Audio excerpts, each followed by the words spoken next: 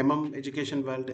இன்னைக்கு டாபிக் வந்து பார்த்தீங்கன்னா ஏஜிங் எப்படி கால்குலேட் பண்ணுறது. ஏஜிங் வந்து பார்த்தீங்கன்னா நிறைய டிபார்ட்மெண்ட்டில் டிஃப்ரெண்ட்டாக பார்ப்பாங்க. நம்ம ஃபினான்ஸ் ஆஸ்பெக்டில் பார்ப்போம் சரிங்களா.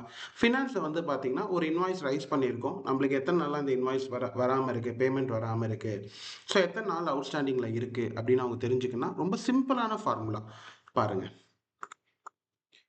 டேட்டட் இஃப் அப்படின்னு நீங்கள் டைப் பண்ணணும். டேட்டட் இஃப்னு டைப் பண்ணிங்கன்னா வராது டிஃபால்ட்டாக. ஓகே, டேட்டட் இஃப்னு டைப் பண்ணிவிட்டு ஓப்பன் ப்ராக்கெட் இன்வாய்ஸ் டேட் கம்மா டுடே டேட், அந்த அதில் என்ன டேட் வேணால் நீங்கள் வச்சுக்கலாம். ஸோ உங்கள் ரிப்போர்ட்ஸ் எப்படியோ அதுக்கேற்ற மாதிரி வச்சுங்க. Comma comma double quotation D double quotation close bracket enter. அவ்வளோதாங்க. ஸோ ஒரு எவ்வளோ நாளாக இந்த இன்வாய்ஸ் வந்து பெண்டிங் இருக்குது. ஸோ 365 நாள்லேருந்து 16 நாள்லேருந்து 366 நாள் வரைக்கும் இருக்குது சரிங்களா. சிம்பிளாக ஏஜிங் பார்க்கறது.